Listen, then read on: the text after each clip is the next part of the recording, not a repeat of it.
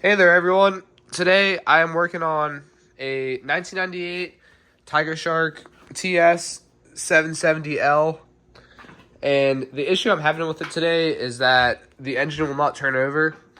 When I hit the go button, it'll spin that starter, but the starter is not engaging with the drive assembly, and therefore this engine is not able to crank itself and turn over. So after doing some research, I couldn't really find any YouTube videos. That's why I'm going to try to make one today to help if anyone else has this issue. And what I need to do is pull off this magneto cover. It's right in the front here, right about here. And this oil pump also needs to come off. That oil pump is like that silver thing with the line going to it. That's the main oil line that runs right there.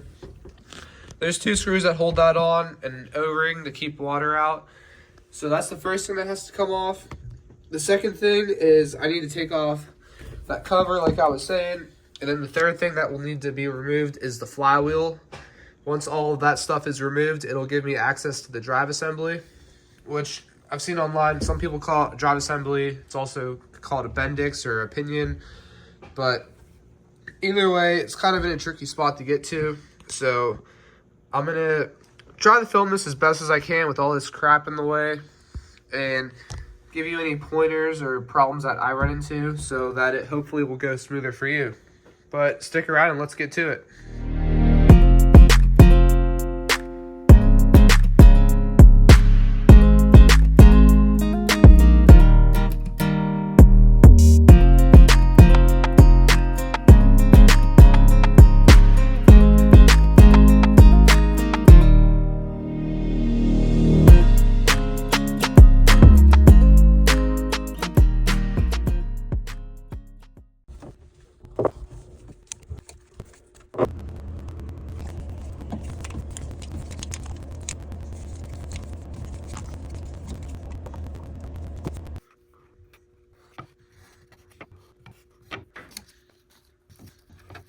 I forgot to show it on camera, but you also have to take out this motor mount. It's positioned right here on the exhaust, and it mounts right there on the motor. So now that those bolts are removed from the oil pump, I can move it out of the way. I'm going to move this little retaining clip and let that all swing freely. I'll move it to side from side as I need to. My next step is to take a 10mm and remove the bolts that are holding this cover on. I think there's 6 total, but I'll confirm that in a second.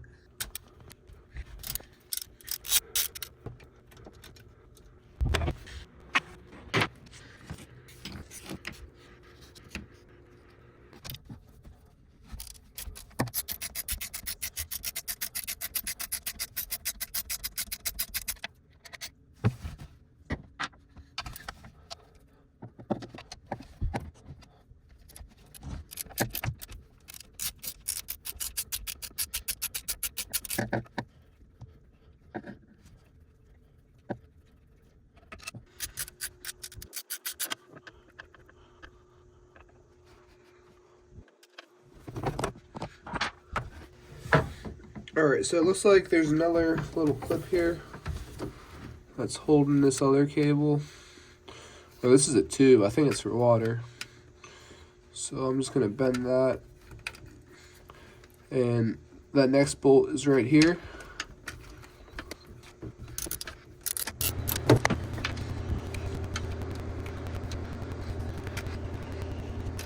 That's the orientation of this one. And then I believe there's one left. Yep, it's right there. Got 4, 5, and 6. And like I said earlier, that was a 10mm. Also, I didn't do this on camera, but there is this little cap here. This is like an inspection cap for that magneto cover, and it goes right there. But I took it off just to see if it was all rusted in there. Luckily it wasn't, at least this top part isn't. But I'm gonna put my thumb in that little hole and Hopefully that'll give me some leverage.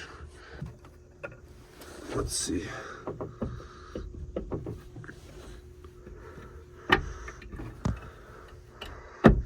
Feels like there's some kind of gasket maker on here. So someone's definitely been in here before.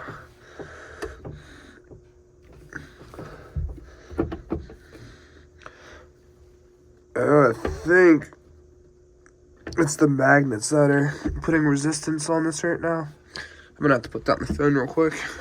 All right, so that magnet was putting a little resistance on that, but now that it's off, the first inspection, it looks to be pretty good. Not a lot of rust at all. It does appear to be a little wet in here. Well, we broke down today, and the reason is because this hose came unclamped. So definitely gonna let this all dry really well before putting it back together. Barely any rust on the flywheel. This is the drive assembly right here, and it too looks to be in really good shape.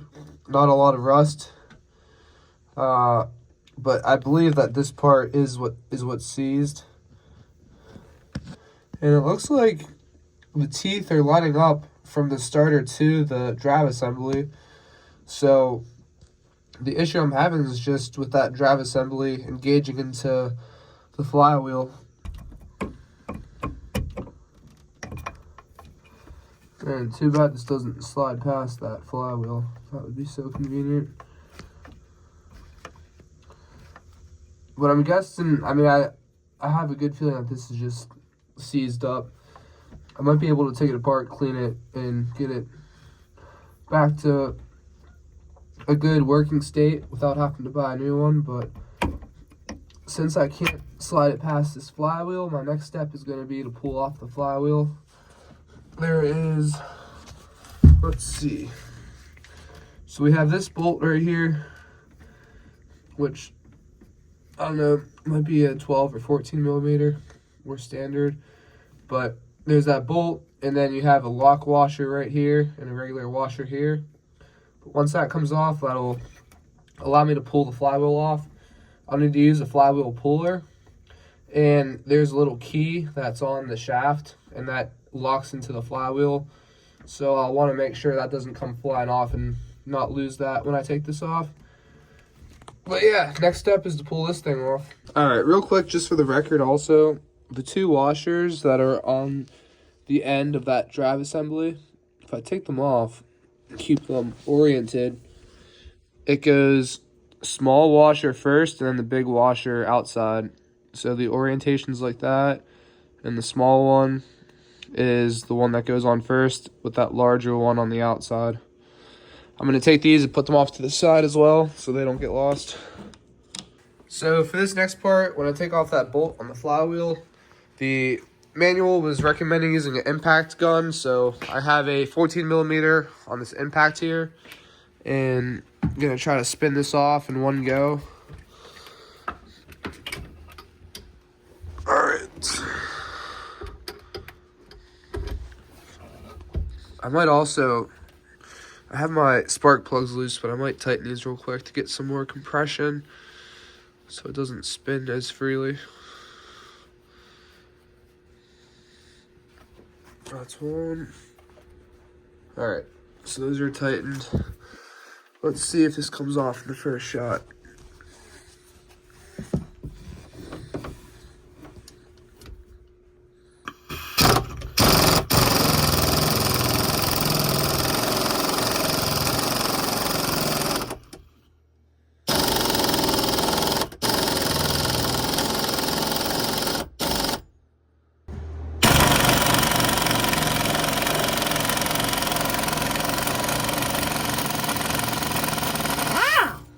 Great.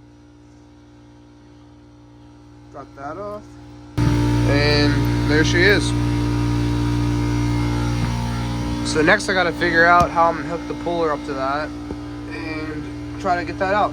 So this is the flywheel puller that I'll be using to remove this flywheel. I was able to rent it at O'Reilly Auto Parts since I didn't have one.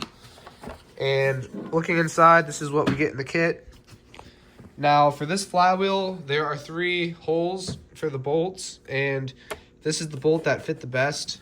It is a 5/16 by 18, which is that letter I right there. So I'm gonna hook this up, and I gotta try to figure out the best way to orient this to get all 3 bolts to fit in there. Okay, I was able to get my phone into a decent spot to film this.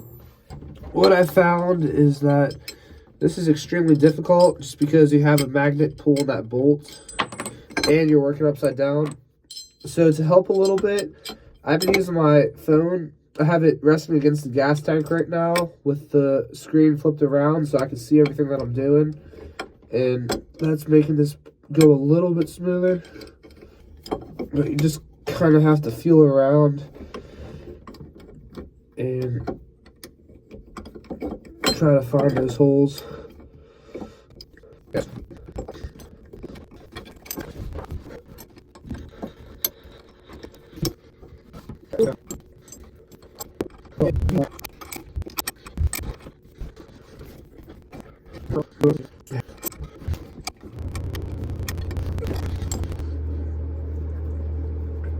Wow, that was pretty challenging, but I now have all 3 threaded in. I'm going to take my socket. Well, first I'm going to take this pressure screw, thread it in here so that I can ensure this is all lined up properly.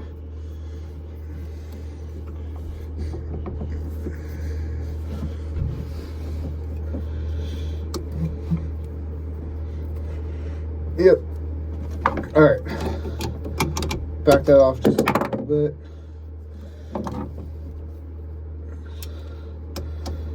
Now I'll go ahead and tighten these bolts down. I'm using a 1/2-inch socket to tighten these.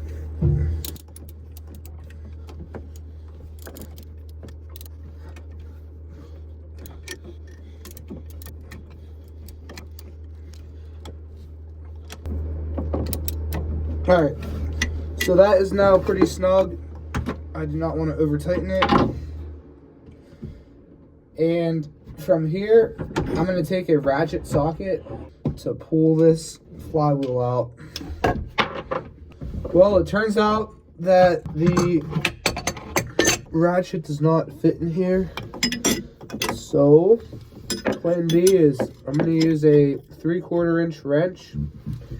And I'm also going to take a crescent wrench and put it on one of these puller wings, just so that I have some leverage whenever I'm tightening this bolt down. And yeah, hopefully this goes well and nothing breaks. And if something does break, this will then turn into a how to not remove a flywheel from a Jetski video.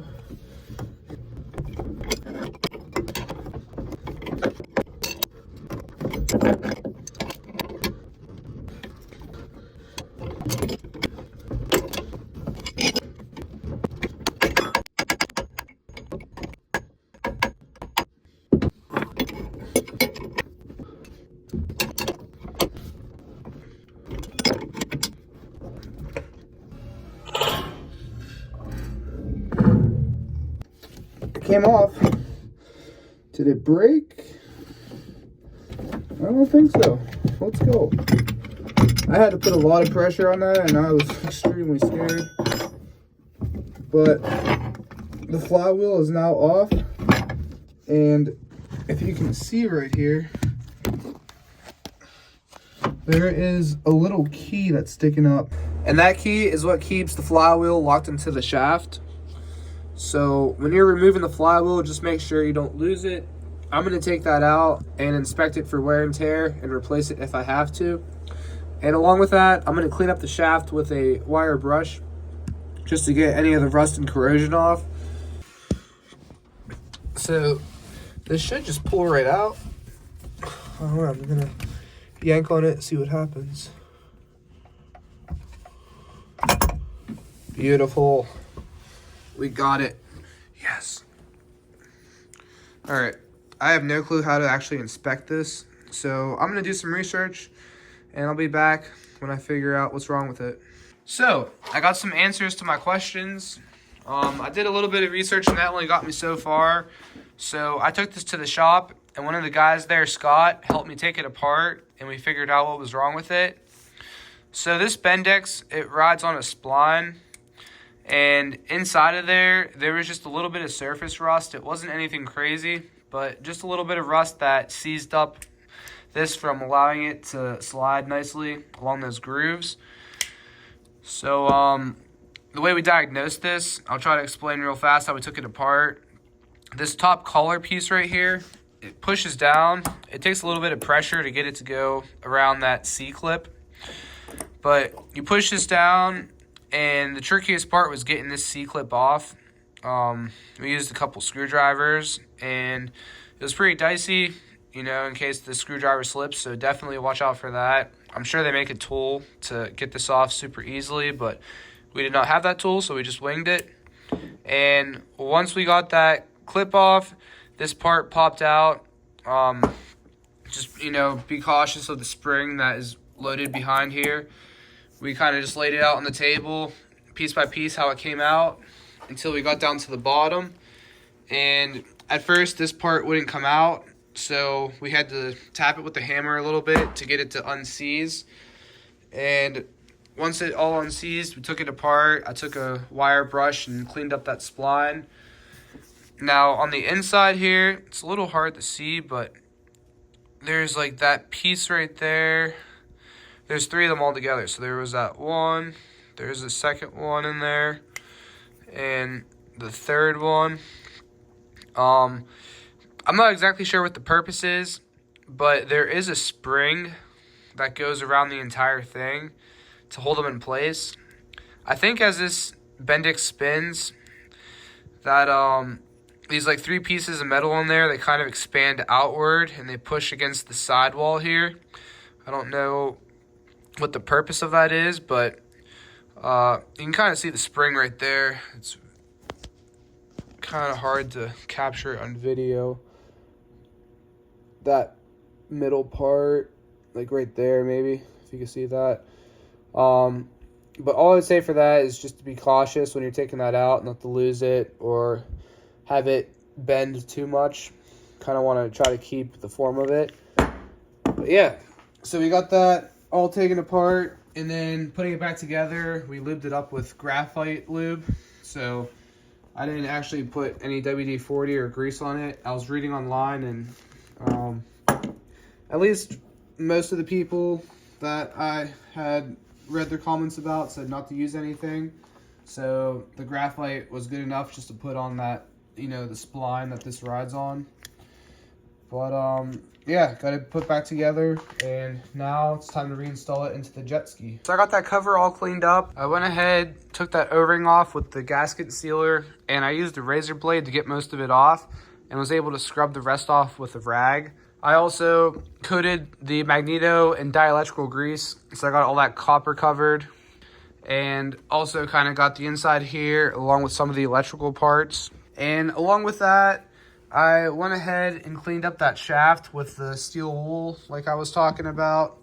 I did the same to in here, so now when I put this all back together, it should go on nice and smooth. I did take the key out, and there was a little bit of rust, so I also cleaned that off with the steel wool. And moving forward, I need to put the drive assembly back in. And when I put the flywheel on, the owner's manual was recommending to use Loctite 271. So I will be applying that to the threads. And it was recommending to torque anywhere from 29 to 43 foot-pounds. So I'm going to kind of just go in the middle and see how that feels as I'm tightening it, and accordingly adjust if I feel like it needs to go a little bit more. Also, before I even put the flywheel in, when I put this in, the owner's manual was recommending to use graphite powder to lubricate the two ends. So I'll be covering that in the graphite powder and reinstalling this first, flywheel second. And lastly, one other thing that I read in the owner's manual was once I install this cover, I'm going to want to add 3 cc's of a product that is called Arctic Cat Tigershark Drive Unit Lubricant. I'm going to take that lubricant and I'm going to fill it up through this hole right there. Now that hole is to give you access to look at your timing whenever you're trying to find top dead center or just time the jet ski. There's a little plug that you unscrew. So I had the order off of eBay, but once that comes in, I'll be adding 3 cc's. That's the same as 3 milliliter of that lubricant in here. And what that will do is help protect against rust once it all, flies around from that flywheel spinning. So yeah, I will also include pictures from the owner's manual just so you guys could get a visual of what I was looking at. But from here, I'm just going to power through the reassembly and get this video over with.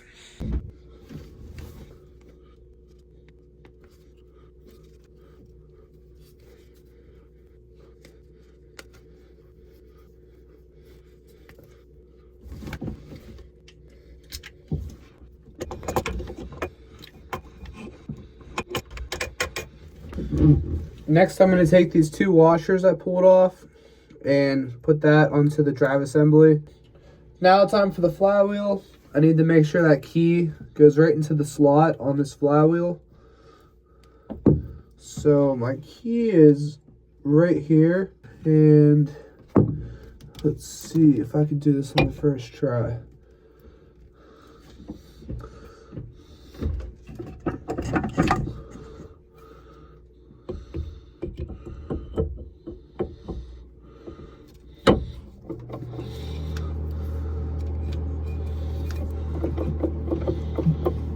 I think I got it. Okay, my next step is taking this bolt right here and applying a little bit of the 271 to the threads.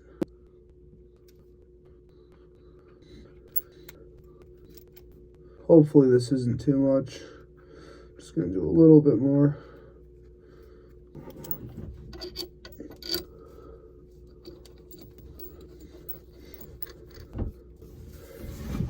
Alright, I've got my torque wrench set to 36 pounds, and I'm using a 9/16 socket.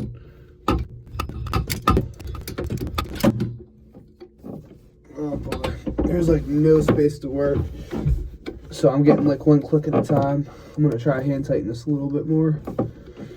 There we go.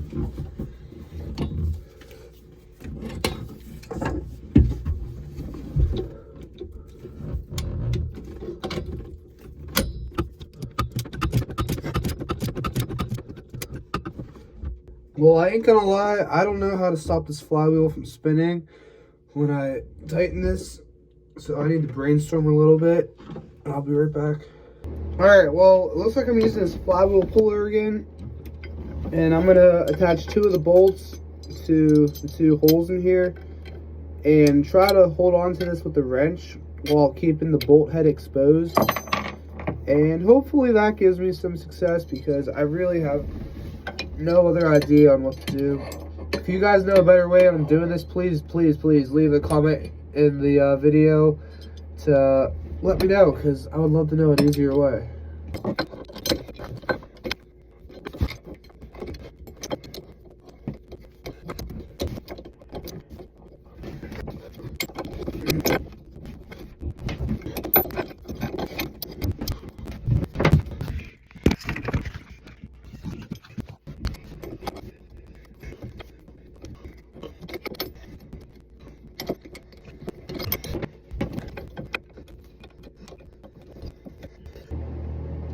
Finally got those in. I'm going to tighten them up real quick, and then maybe this will be the answer. I don't even know if it's going to work, but we're going to find out.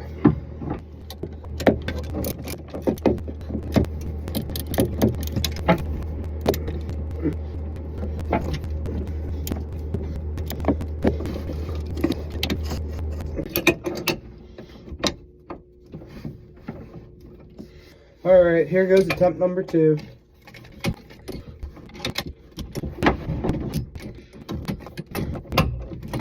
Well, it's doing it. It's doing the thing.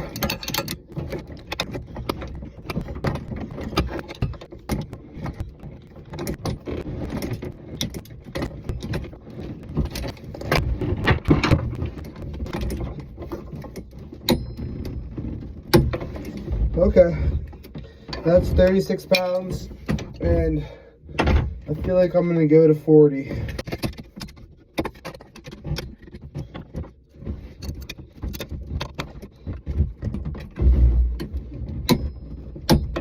That really sucked. That really sucked. But you guys are gonna be able to watch the video and see that this can hold that, so you won't have to fight and try to figure out how to do that. I hope there's a better way and you don't have to do what I had to do, but I mean, this did work really good. If you have no other option, just finding 2 bolt holes that match up with this puller will do the trick.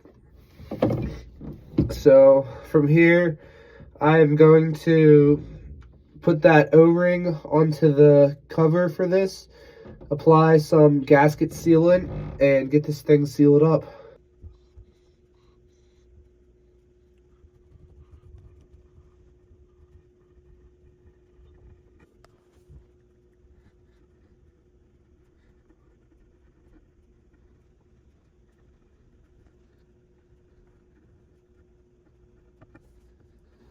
Okay, so that is finished. I'm gonna go, and I didn't make too much of a mess, but for any of the spots where, you know, there was a little bit of over squeezing, I'll just wipe that up real fast. And now I'm good to put that O-ring on. So I think I've been calling this the wrong name, but instead of an O-ring, I got this rubber gasket in place now. I went around, made sure that it seated nice into that channel. One thing you gotta make sure is that it actually sits in the channel nice and doesn't pop out anywhere.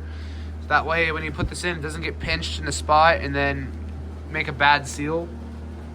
But now that it's in place, I'll go ahead, set the phone up down there, and reinstall everything.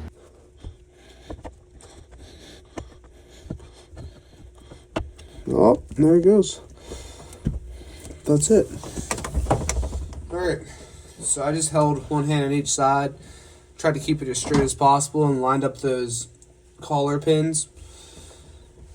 And it popped in place on the 3rd try. Now I'm going to take those bolts along with my 10mm, making sure that I'm following the same pattern as I wrote down on that piece of wood, and reinstall everything.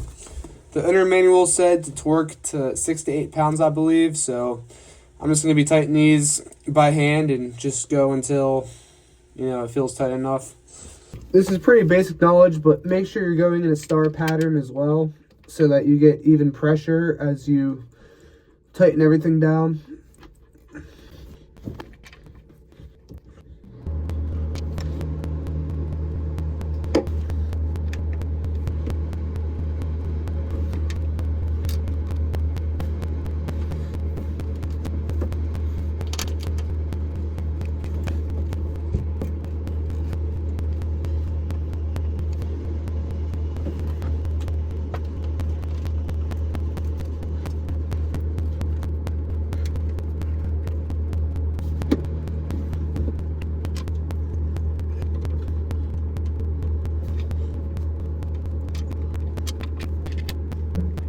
Okay, now that everything's hand tight, I'll start doing it in the star pattern. I'm going to probably apply 4 to 5 pounds of force the first time, and then once I get all 6 screws, I'll go back around and tighten it again.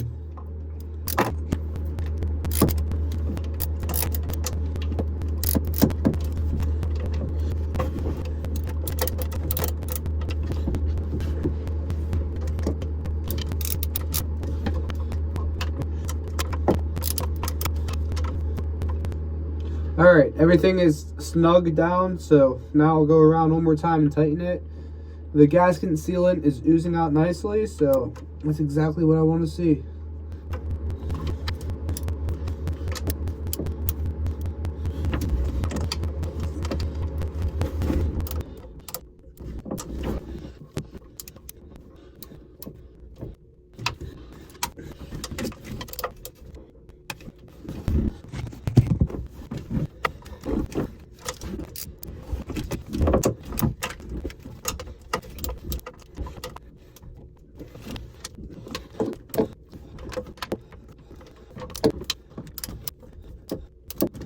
Okay, everything's tight.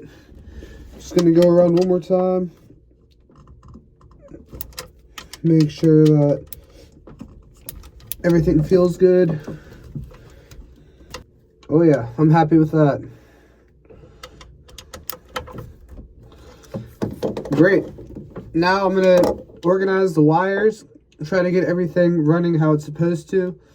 I got these two clips up here that hold wires, so I'll make sure I re-secure everything. And the last step is to put this oil pump back on. I bought a new O-ring for this oil pump, so I'll be replacing that too. I have that new O-ring on there, and I applied a little bit of grease to the O-ring. That's what the owner manual told me to do. So there's a little bit of grease applied to the outside of that. And I'm also going to have to take care of this frayed cable right there. Let's see if you can see it. So that's beginning to fray, and that'll definitely snap in the next year or so if I don't treat it. So I have a new one ordered, but just inspecting this a little bit closer to make sure that you're getting the right amount of oil pumped into the carburetor. If you can see right here and right there, there's two little lines. Well, these lines are supposed to line up with the third line that is on this circle piece right here. You can't really see it right now, maybe a little bit, but my guess is because this cable is frayed, this first line, which is the idle line, is not lining up with that line on this part. But if I put the camera down, I might be able to show you guys how this is supposed to work. So great, you can see that line on that circle part. When I pull this to full throttle, it's supposed to line up with that line. So full throttle, it lines up, and at idle, it's supposed to stop right there. I might have to also tighten my throttle a little bit up here at the top. I need to do a little bit more research, but to adjust that and to make the lines adjust properly, you got to loosen up these bolts and move this up and down accordingly. But while you're in here, that's just one more thing to check. Now I'm going to go ahead, take my two screws. The way this oil pump orients is like this. So you have that cable going toward the starboard side, and I'm going to take my two screws that I labeled and reinstall this.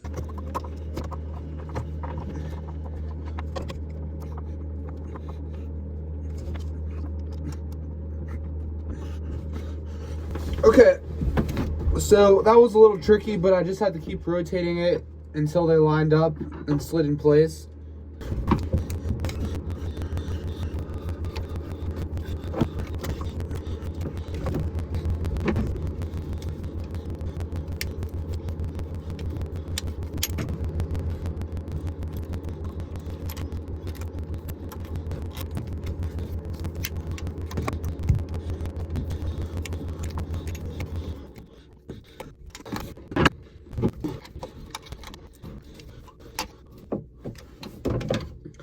Awesome. Okay, that's reinstalled. So the last thing I have to do is put the rest of the wires back in the right place, and then this thing will be ready to start. Okay, those wires are all taken care of. As you can see, I have them posted up underneath that clamp right there, and the other one that were on the top two screws. Here's another angle of how I kind of ran everything. And my last step is to take this motor mount, and there's a bolt coming off of the motor down here. So the bottom part lays in that, and the top part will attach right here on the exhaust with a bolt. So I'm going to install this real quick, and then we're going to test it to see if it runs. Okay, here goes nothing. Fingers crossed. Let's see if it works. Ooh.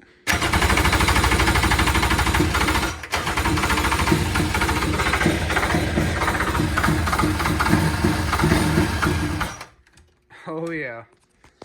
I want to hear this thing rip.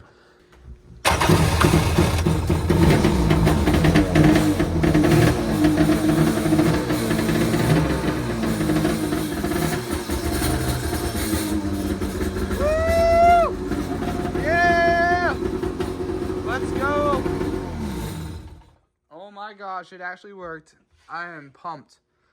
Everything's fixed, works perfectly, and I hope this video helps if you ever need to replace the drive assembly on yours. If you have any questions, leave a comment below. Thanks for watching.